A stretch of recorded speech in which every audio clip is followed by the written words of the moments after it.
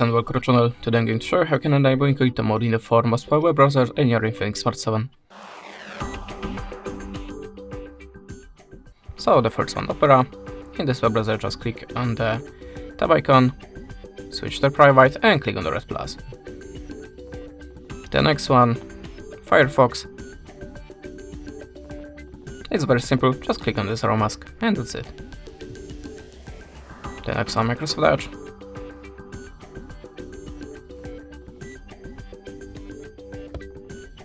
In this web browser you have to click on the tab icon, switch to private and click on the plus.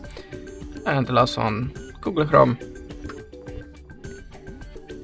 Oh sorry, I have to pause the setup. In this web browser just click on the three dot icon and choose the Incognito tab. And that's it. Thanks for watching, leave us a like or a comment and goodbye.